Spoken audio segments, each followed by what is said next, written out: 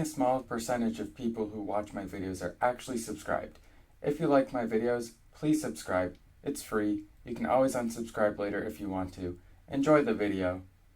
Hey guys, what's up? It's me, Austin here, and today I'll be reacting to Russia-Ukraine conflict, Kyiv under siege as troops close on capital. This video is by Channel 4 News, and I really just wanted to take a deep dive into this video because I believe it was yesterday where Putin's invasion of Ukraine had started. Most people say for no good reason whatsoever. I believe he is just somebody who's power hungry personally. But based on the title of the video, though, if the Russian troops are actually under siege, or if Kiev is actually under siege, then that's a pretty big deal. What I heard yesterday is that the countries around G7 might have a meetup today, virtual meetup, discussing what they should do and everything. And I actually just did see recently that NATO was going to send more support towards the Ukrainians as well, or the Ukrainians as well. But yeah, with that being said, guys, let's just get right into it. Good afternoon from Kyiv. We will be on air till 12 o'clock today with a specially extended news program. The Russian news around the Ukrainian capital is being tightened. This morning there are reports of sporadic fighting between them, the Russian troops, and Ukrainian forces in various parts of the city as civilians continue to flee en masse. We came across a large number of Ukrainian soldiers this morning manning checkpoints larger than yesterday, I should say. They were all twitchy. They are worried about Russian infiltrators. Oh yeah, by the way, I just wanted to mention that I did see a video yesterday of a bunch of these Ukrainian people trying to flee the country, and the roads were absolutely stacked, like absolutely packed. Must have taken hours for most of the people to flee. And what I also heard is that they're willing to go basically wherever people are allowing them to go, wherever people are opening doors to. So obviously the civilians are quite afraid, which is understandable. Obviously, someone having a machine gun at your coming towards your country, like a whole army, so it's understandable. But yeah, let's continue. Speaking from an unknown location in the city, Ukraine's President Zelensky was defiant for his people, angry with the West for not delivering on sanctions, and thus open for the first time to talk about the neutral status of Ukraine outside NATO. Moscow is sticking to its line. In accordance with obligations to our allies, President Putin decided to conduct a special military operation to demilitarize and denazify Ukraine, so that freed from this oppression, Ukrainians themselves could freely determine their future. Here's the thing, though. Putin actually did say that. He did actually say that. But here's the thing. I looked this up, okay? And it's the people that elect whoever their president is. It's the actual people themselves. While Putin in Russia can basically, it feels like he can do basically whatever he wants, So Putin making those statements is kind of a little bit hypocritical in a way, because it's not like his people have the most freedom in the world either, if he truly believes that the Ukrainians don't really have that much freedom. But just based on their election system, I can kind of see that how they would have some freedom. I mean, they choose whoever their president is. So I remain in the capital. My family is also in Ukraine. My children remain in Ukraine. And that Ukraine's sucks. President Volodymyr Zelensky appealed directly to world leaders to do more, warning that if they fail, tomorrow the war will knock on your door. President Biden. Yeah, I'm sorry I'm pausing it so much, but whenever she said knock on your door, some people are thinking if we don't do anything, then which country is next? You know, like what is stopping Putin from invading another country if we show that we just don't care about him invading Ukraine? You know, but the thing about alliances like NATO and the European Union is that they will really only go to war if it's like the last resort, if they find that's the only option. But they really need to find some way to stand up to Putin and be like, you know, like, cut it out, otherwise you will be severely punished. And the thing is, though, is that I actually watched a video about somebody. I think it was a reporter, I believe. He or she was going around and asking Russians what they thought about Putin invading Ukraine, and pretty much everybody was simultaneously saying we don't agree with this decision. So this isn't really a war between Ukraine and Russia. This is more a conflict between the Ukrainian president and Putin. And unfortunately, they're using their armies against each other. But why waste lives? You know, if you can just do something or at least make an attempt to resolve your issues diplomatically. Has called an urgent meeting of NATO later today to discuss further action with the West under pressure. That's the Ukrainian flag. That's pretty cool. From the key global finance system, SWIFT. Good afternoon then from Kyiv, a city which is truly under siege. Russian forces are rapidly closing in, with reports of tanks and troops in a suburb just a few miles away. Sucks, bro. Ukraine has been bombarded by Russian airstrikes on cities and military bases for the second day. There have been hundreds of casualties, including civilians. Ukraine's president has urged his countrymen to resist and has called on Moscow to declare a ceasefire. At the center of the Ukrainian capital, the seat of the country's democratic government, people have been taking shelter in underground stations and basements. Just over half a mile away is the Independence Square, also known as Maidan, which in 2014 saw such violent protests against the pro-Russian government then running Ukraine. And this morning, less than 10 miles north of the city centre, video has emerged from the Obolonsky district of what's believed to be Russian armoured vehicles in the streets. Jonathan Rugman. Oh no. That's not good. Yeah, this is the bombings, This was I believe. Ukraine's northeastern border last night. And though it was unclear who was bombarding whom, it seems that Russia's advance has not been without a fight. On the outskirts of Kyiv, you can see destroyed Russian military vehicles. Western intelligence suggests some Russian troops have deserted and that over 400 have been killed. The Ukrainians say a downed Russian aircraft hit this apartment block on the outskirts of Kyiv. 8 people were hurt, but remarkably nobody was killed. Oh wow. Ukrainians are now taking photographs, but some 100,000 of their countrymen are believed to have fled in the wake of Russia's advance. Much of the capital seems deserted, with Russian tanks reported to be within 20 miles of it. And Ukraine's president claims Russian special forces have already arrived with the aim of taking over. Wow. Yeah, I just had a thought though, like this entire situation kind of reminds me of World War II in a way where in the middle of the war you had Germany and Stalin, obviously, and Hitler chose to move 3 million of his troops to the Russian border, trying to take over Russia, invade and take over.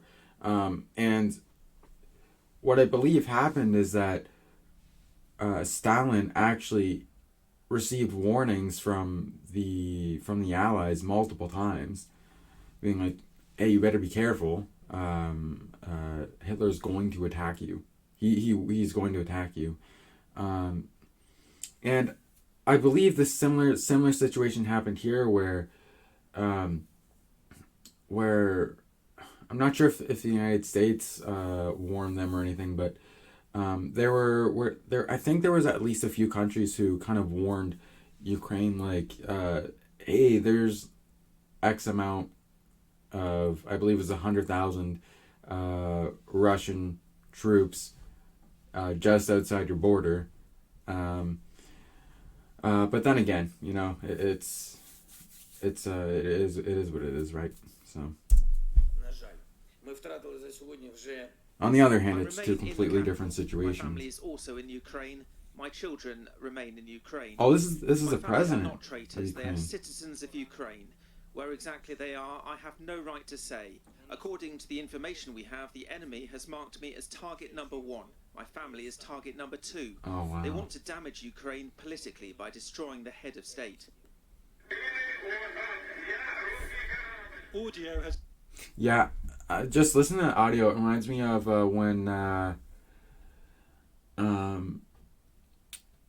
like, right whenever Putin was announcing making an official announcement of the invasion, there was a bunch of sirens that went off in the capital of Kyiv. It's kind of crazy. To show a Russian warship ordering Ukrainian border guards to surrender on an island in the Black Sea. Wait, I just heard of this today. Blunt refusal, and President Zelensky says all 13 of them were then killed in a subsequent bombardment. Yeah, I think he was told to surrender, and he essentially was like, "Fuck you." Essentially being like, yeah, you know what, if I get killed because I'm standing up for my country, then so be it. You know, like at times like this, you really need to stand up and do what's right. In Moscow, Russia's foreign minister doubled down on justification for this invasion, telling the leaders of 2 breakaway parts of Ukraine that their pleas for intervention could not be ignored. In accordance with obligations to our allies, President Putin decided to conduct a special military operation to demilitarize and denazify Ukraine, so that freed from this oppression, Ukrainians themselves can freely determine their future. This is what that freedom looks like, a downed jet in a suburb of Kyiv. The Ukrainians say their death toll is now over 100, with their president denouncing Western sanctions as too little too late. Ukrainians have been sheltering underground in the capital, forced from their homes by explosions, and many fearing their city is about... Yeah, look at them, just like on their phones, whatever.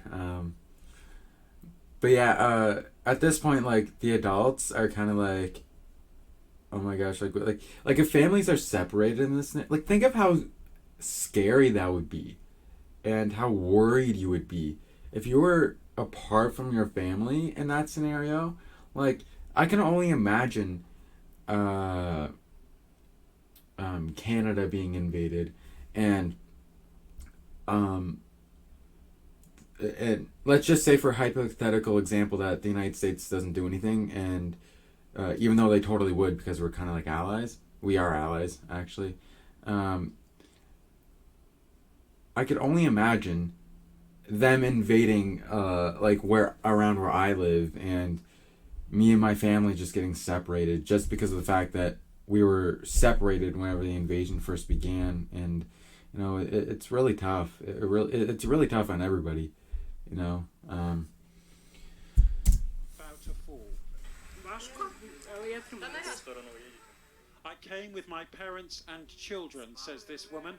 Unfortunately, my husband and my brother said they didn't want to come, and they stayed at home. Why would... How stupid are you to stay at home in this situation? Like, and it's not like you can, like, arm yourself with, like, a knife or something. Remember that saying, don't bring a knife to a gunfight?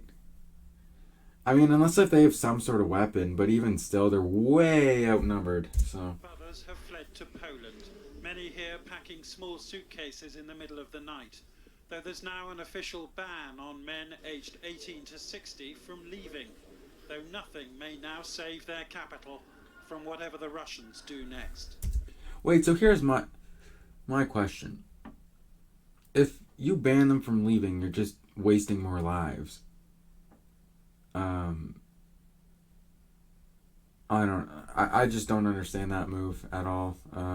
Like, I get it, like, it's like, oh, so if the men don't leave, then we have extra men in case if it really does come to that, but still. Jonathan Rugman reporting. Well, joining me now, also from Kyiv, is the Ukrainian MP Lesia Vasilenko. Lesia, it's good to speak to you again under these very difficult circumstances. You heard what we just said there. You heard what your president said about possibly talking neutrality with the Russians. Do you back that call, that conversation? Maybe. Something to consider. Again, I don't believe our president said about full neutrality with the Russians. I mean, the Russians have to back out and back off from Ukraine. We cannot, in the sense that you're saying now, it seems like as if Ukraine is to go and become a militarily neutral country. No, that's impossible. But in order to negotiate anything with Putin and to come to any kind of agreement with him, you would have to be crazy. We've been negotiating for 8 years, and this is what we have now on the streets of Kyiv. Mm-hmm. Yeah. The reason why I'm exploring this is because it struck me, and correct me if I'm wrong, that the president, your president, is talking about the possibility of neutrality in those talks with Moscow because he feels abandoned by the West. Maybe. I mean, that happened a little bit in World War II, where, Poland was being invaded by Russia and Germany, and the Allies essentially said to Hitler, like, if you invade Poland, then that means war. But they didn't send any troops to Poland, I don't believe. So, again, another World War II similarity. There's definitely the feeling of abandonment by the West in all Ukrainians, in fact. We know well enough, and we were sort of preparing for it, that we would be facing the aggressor on our own, in our own country, on our own land. But at the same time, what the president was saying and what all of the Ukrainian people are saying is that really the West should have and could still do more, because at the moment it's like Ukraine is getting trashed to pieces, torn apart. We have Russian armies moving in all directions, and the West is just sort of standing by, looking on, like saying, oh, maybe it's time to do sanctions, maybe not. Oh, if we switch off Russia from the SWIFT, it's going to complicate things, oh this, oh that. Come on, people. This is a country of 44 million people. I'm speaking now not just as a member of parliament, but I'm speaking as a mother of 3 children, as a wife, as a daughter, and I'm telling you, what we are facing is bigger than anything that Europe has seen since World War II. Oh yeah, I agree with that. I agree with that statement. Of course, I don't know if it's factually true, but yeah, I really get where she's coming at, where, like, if it comes down to it, just outnumber the Russians. You know what I mean? Like, just outnumber the Russians with your troops, fight back, and then negotiate terms to reset the borders to what they were. You know what I mean? So, and then pose punishment on Putin and Russia if he doesn't agree to those terms. I know it's not exactly that simple. I know if I was in NATO or the European Union or even a part of the G7 countries, or one of the leaders of the G7 countries, I know it wouldn't be that simple. But for me, just as like a regular role citizen, it seems that it seems like that, like there needs to be alliances that just team up to fight the Russians somehow.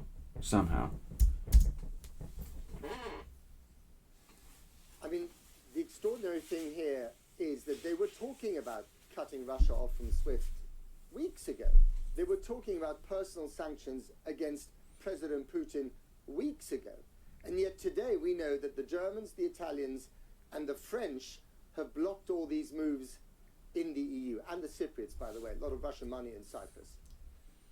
Why do you think they're doing this when the invasion is already underway? Yeah, so sorry, I just interrupted there for a bit. I understand your question really well, because it's like, why don't you cut off Russia from the SWIFT? Well, why don't you? Because to cut off Russia from the SWIFT also means to stop buying oil and gas from Russia and all the energy resources from Russia. And I'm sorry, but if Europe would like to stop being a hypocrite for a second there, please, because claiming in 2019 and all throughout 2020 how the whole of Europe will decarbonize by 2050, we will all go carbon neutral, European Green Deal and all that, and still to be buying Russian oil and Russian gas and Russian fossil fuel resources, and that's not good, and that's not okay, that's not fair, that's not just, and that's not the truth that the European politicians are saying to their people.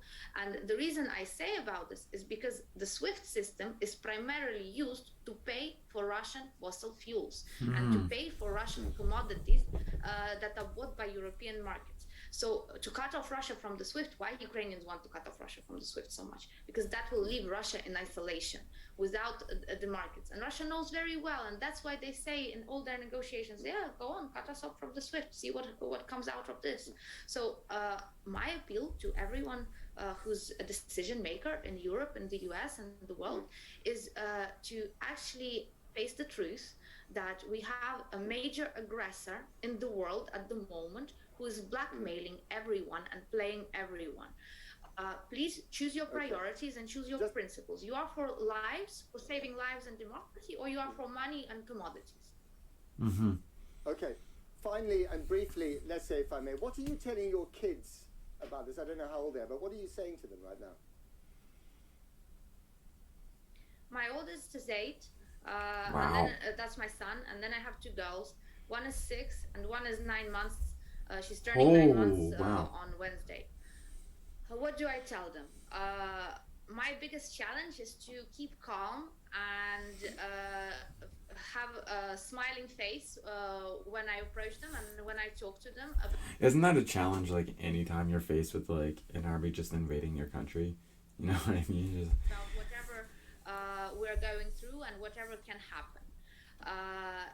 And I think that is the biggest challenge for all Ukrainian mothers out there.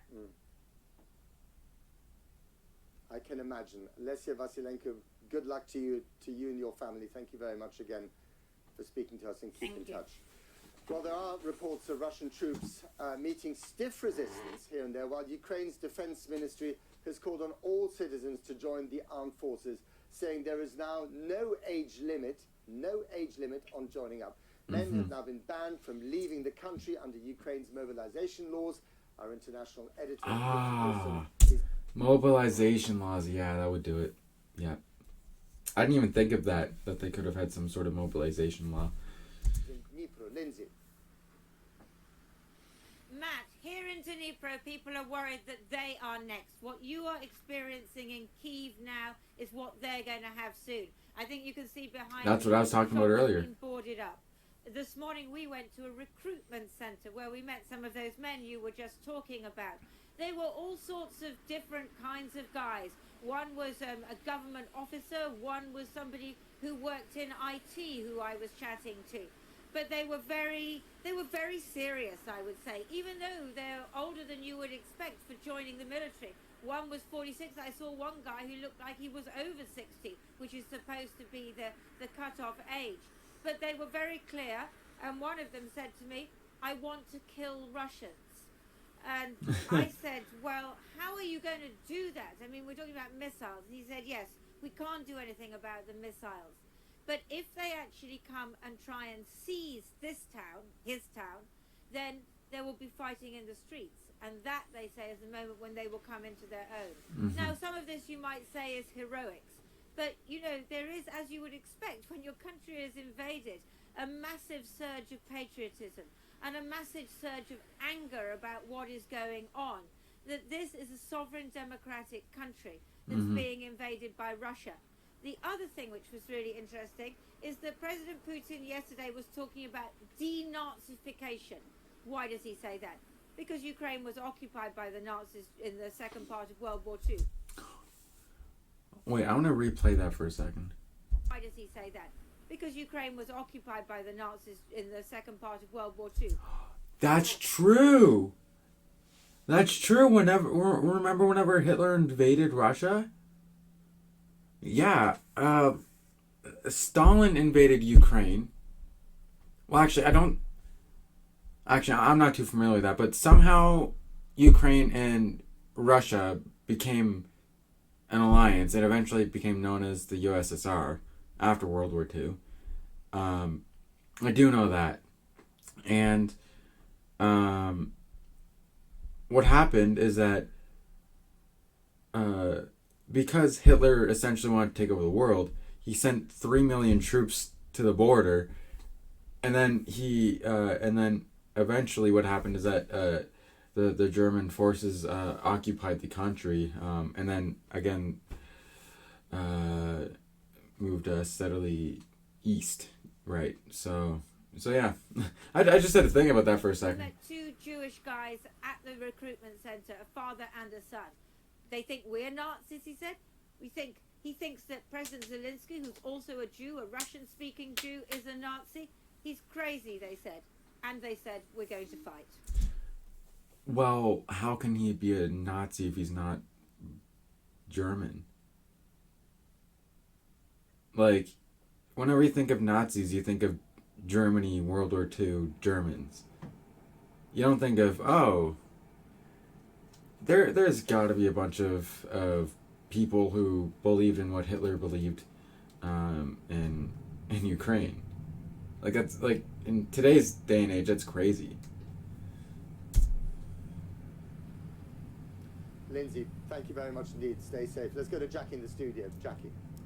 Well, President Biden has called an urgent summit of NATO leaders later to discuss the next steps. Britain has... That's what I was talking about. It wasn't the G7, it was the NATO, yes. For some reason I can't think of some countries that are in that, but yeah. But yeah, that's what I was trying to talk about, was the kind of emergency NATO meeting. But anyway. Has thrown its weight behind moves to cut Russia off from the global banking system SWIFT. Well, the Kremlin says President Putin will meet the UN Security Council today and warned that Moscow would impose its own retaliatory sanctions on the West. Here's Jane Deeth. Stop Putin, stop war! The chant went up on the streets of Europe's cities last night, from Budapest to Paris to Portugal. This was Lisbon. As they protested against the Russian leader's invasion of Ukraine, in Brussels, the European Union's leaders were in emergency summit. What would they do to try to put Putin off his stride? The European Union stands united. Tonight, European leaders were fully aligned in condemning the atrocious and unprovoked attacks. Now we have to meet the moment. We will hold the Kremlin accountable. Ursula von der Leyen, the president of the European Commission, announced a second swathe of sanctions meant to up the ante against Russia. They include a ban on the export of equipment it needs for its oil refineries.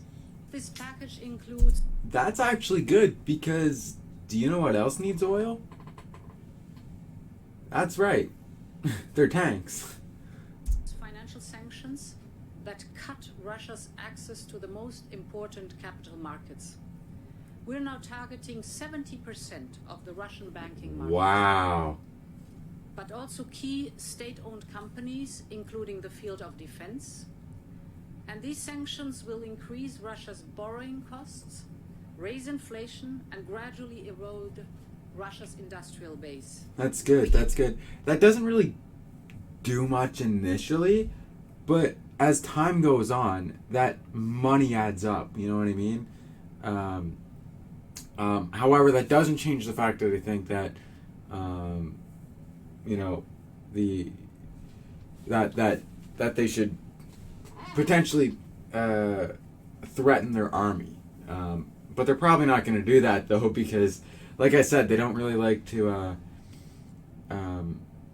use their army to attack unless if they think it's the only option. So, Ukraine had begged like a last the West resort to kind go of thing. much further. to cut Russia off from the global money messaging system SWIFT, by which banks can move funds quickly across borders. Denying Russia access would make it harder for it to get paid for its oil and gas exports. The UK Defence Secretary Ben Wallace wants SWIFT turned off for Russia. Well, the UK led in Europe on lethal aid, defensive lethal aid for Ukrainians. We continue to do everything we can to support them. We not only with trying to be sort of leading on sanctions and trying to get other countries to support us in getting Russia out of the SWIFT system, but also making sure that we do everything we can to equip them to protect themselves. Right, yeah, that's another thing I heard. That they were essentially just giving not Russia. Russia's the bad guy in this story. They were giving Ukraine essentially like weapons and a bunch of stuff that they can use to attack and protect themselves with and everything. But this is what I'm talking about whenever I mean the European Union and NATO, frankly, they won't deploy their armies unless if they see another way that doesn't involve getting their men killed and a way that they still think is effective, they're gonna go that way, right? They're not gonna just be like, oh, Putin's army is in Ukraine, we need to send out all of our men to kill his men. Like, they're not a fan of wasting lives. But the UK has an uphill battle persuading some nations, including Germany, that banning Russia from SWIFT will work. They believe it will hurt their own trade, while Russia will simply find a workaround. Interesting. Although the German Chancellor Olaf Scholz appeared to concede, sanctions haven't stopped Russia. In addition to the sanctions, we've also continuously tried to use diplomatic means to dissuade Putin from this wrong path. This didn't work, and he has now opted to take a war to Ukraine. Why would it work? If it didn't work for Ukraine for 8 years, why would you try?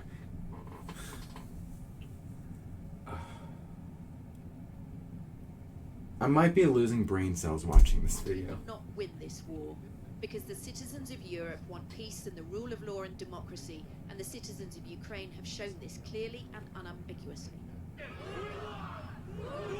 Germany thinks pulling the SWIFT lever should be held in reserve for now as part of a future third tranche of sanctions. And President Biden says targeting Russian banks directly will cause Putin more pain. The Kremlin... Why don't they do that? Directly target Russian banks. Replied, any problems the sanctions cause can be resolved. Here's the... Even as the yeah, that's what I was talking about earlier with the horns. Talk of talks. Ukraine said it wants peace and is ready to speak to the Kremlin.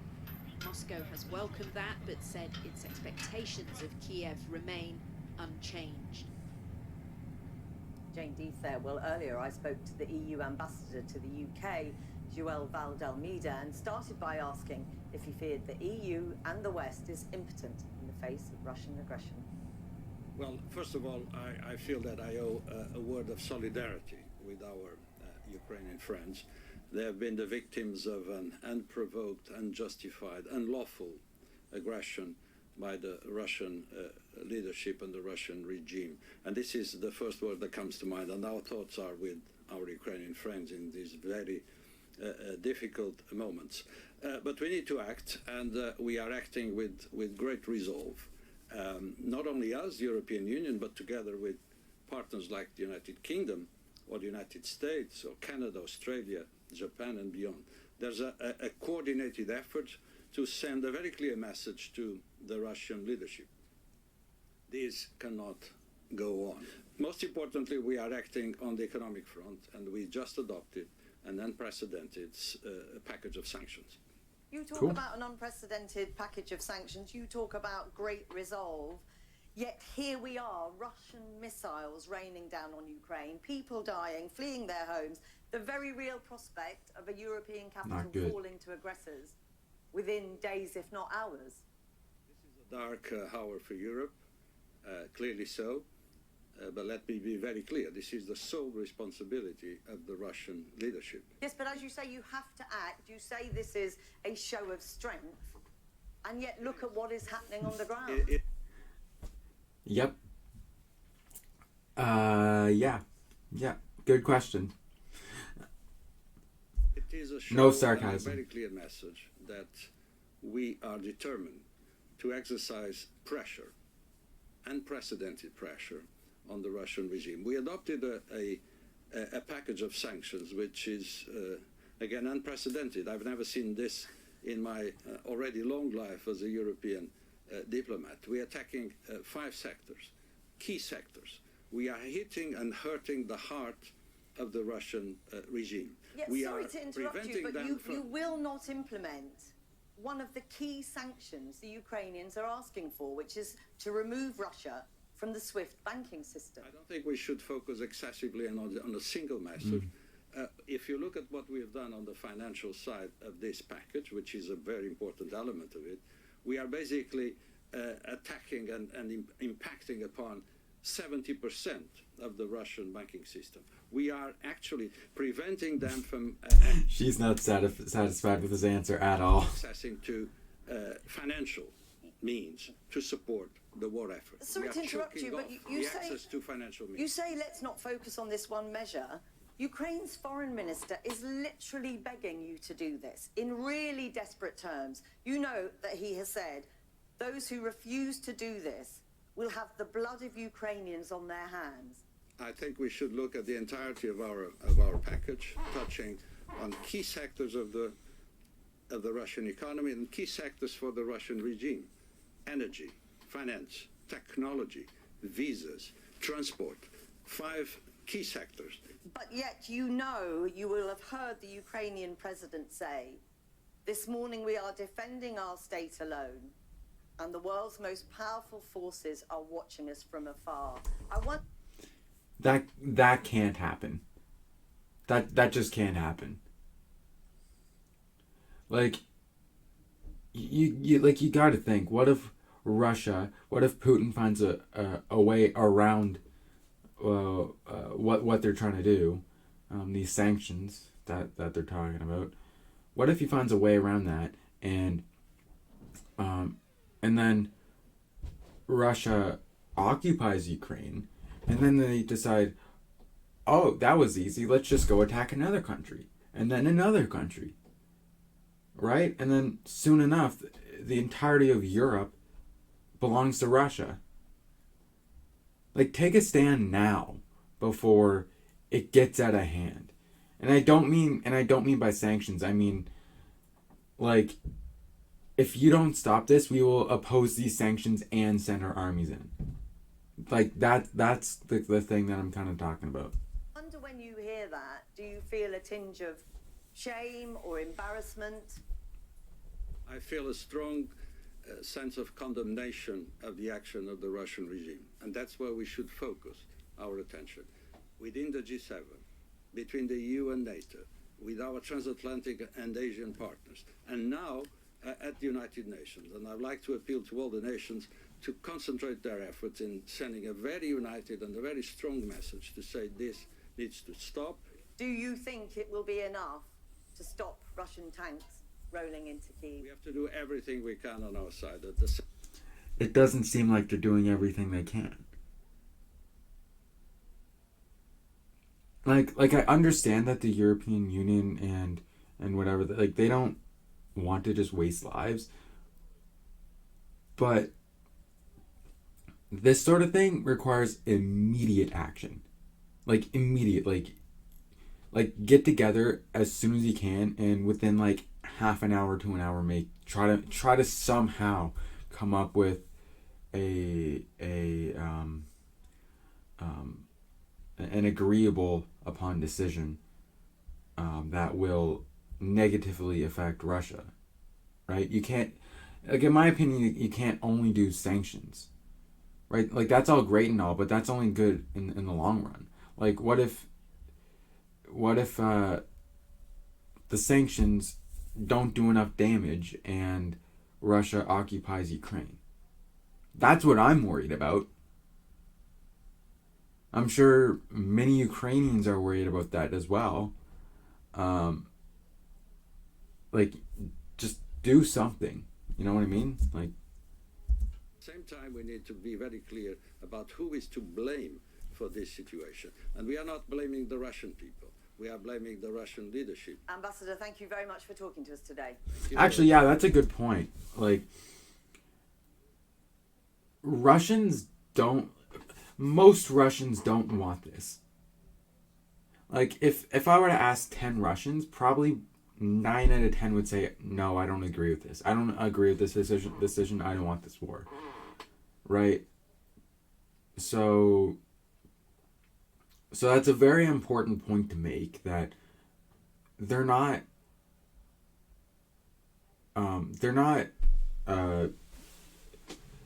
angry at the Russian people. They're against the Russian leadership. So it's good that he made that very clear. Well, joining me now is the former Prime Minister of Finland, Alexander Stubb. Thank you very much for coming back on our program again, Mr. Stubb. I just want to put this to you. The Ukrainian president, feeling very high and dry, left by the West, and obviously, the Russian troops encroaching on his capital and possibly on him personally, is saying, and said just now actually, in Russian, that he's prepared to talk about neutrality with Moscow. We've just had that confirmed. As someone who ran a neutral country, Finland, would you advise him to go down that road? Well, perhaps a little correction. Finland is not a neutral country, and we haven't been since the Cold War. We don't belong to a military alliance, but we chose our football team when we joined the European Union on the 1st of January 1995, and are very in a deep cooperation with NATO, and more NATO compatible than many NATO states. I would advise the president to have talks, but I would advise him obviously against neutrality. The situation is very different, and it's not that dissimilar to what I was involved with in 2008, negotiating peace in Georgia when Russia invaded Abkhazia and South Ossetia. What I like about the Ukrainian president is that he seems very calm, cool, collected, and stable in this extremely difficult situation. So I would. Yeah, that's good. That's a good thing to be if you're the president or anybody in sort of power position in Ukraine right now. Like, if the people see, like, if you're not calm, cool, collected in the public eye, that's a problem. Quite frankly, like, as a leader of the country, like, whenever something is even as bad as this happens, like, everybody understands, like, we need some action happening. We need something to happen. So it's 100% the right move to not to try to remain as calm as possible, if that makes any sense. Advice for talks, but I would stay clear from neutrality. The reason why people here think he said what he said today, especially in Russian to the Russians, is that he feels left high and dry by the West. Does he have a point? I agree with this. Yes and no. I think we have to look at this from two perspectives. One is the war on the ground. And there, I must say that it is, of course, with deep sadness and fear as well that I watch the Russian troops advancing and the Ukrainian troops fighting back. The second track is actually the one that was discussed in the previous snippet there, the sanctions. They're not going to solve everything, but they are, I think, quite far-reaching as we stand. Mm-hmm. The thing is that Ukraine is not a member of the European Union. Ukraine is not, unfortunately, a member of NATO, and therefore being left alone is an unfortunate and relative reality at this particular moment. Yeah, exactly. Yeah. Both everything that he just said there is completely true. It's like the West isn't completely hanging them out to dry. They are in terms of the war on the ground, but if you look at the big picture, they're not exactly. They're trying to impose all these different sanctions, which can hopefully prevent Russia's ability to be able to fight and everything. So, but then he's also right on the other hand where Ukraine isn't a part of the European Union. They're not a part of NATO. And the fortunate thing about being in that alliance is that if it, like, let's say Russia attacks the United States, for example, the NATO alliance would view that not they would view that not as Russia declaring war on the United States. They would view that as Russia declaring war on the entire alliance. That's what they would view it as, right? So, for them to not be a part of either of those alliances is it's really unfortunate, to say the least, for them. When you put it like that, it sounds pretty harsh, but it also rings true. Do you, though, agree with the EU ambassador in London, who we heard just now being interviewed by Jackie, that enough has been done, that this is not all about SWIFT?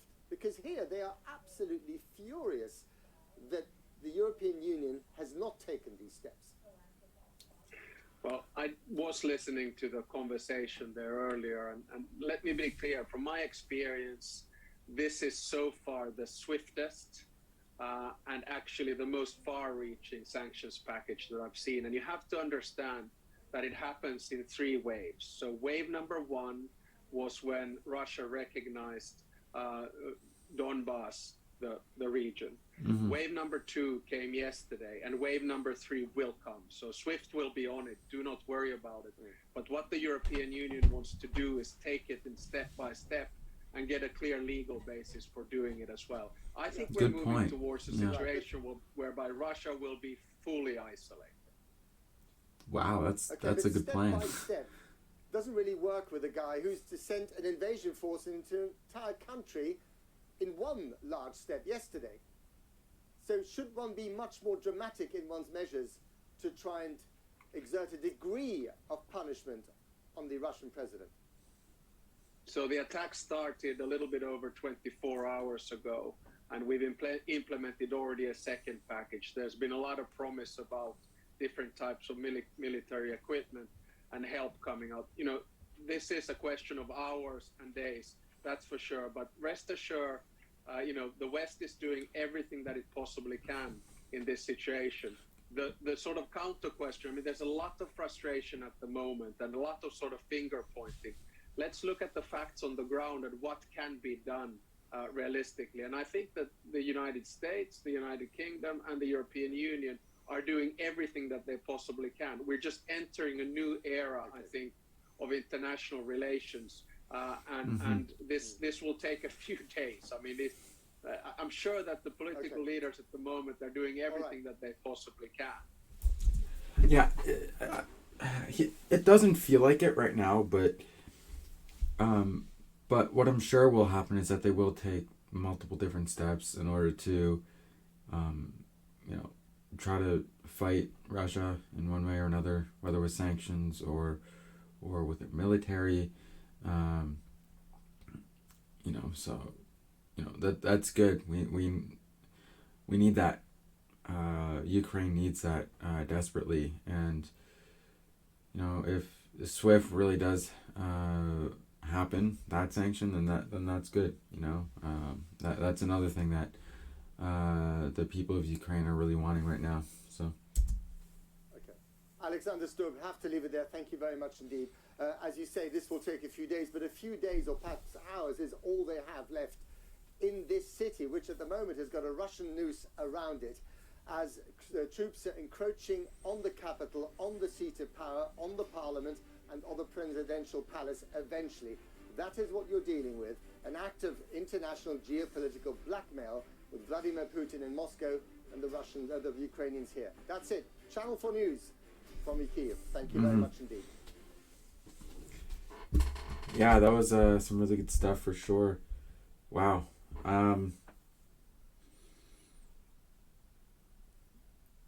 Yeah, it's really unfortunate. He said, Putin said,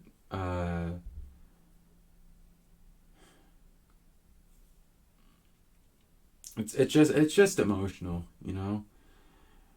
He's from a logical point of view, he's attacking a full country for no reason other than he's power hungry.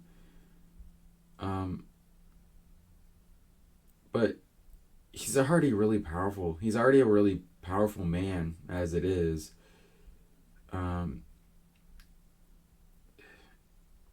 Like denazing a country, which, you know, the Nazis haven't occupied it since what, 1944, 45? You know, like, I just don't understand Putin's logic at all from invading. I really don't get it. Alright guys, that's going to be it for today's video. And if you haven't already, I do suggest that you like the video and subscribe as well with post notifications on. And hopefully this whole business with Ukraine will be over soon. But unfortunately, I don't see Putin accepting any peace negotiations. But yeah, if you guys have liked this, again, like and subscribe. I will hopefully be reacting to another video of this situation soon, so I can give you guys a bit of an update for those of you who would rather watch reactions of me reacting to this than the actual news. But yeah, with that being said, I'll see you guys in the next video. See you later, guys.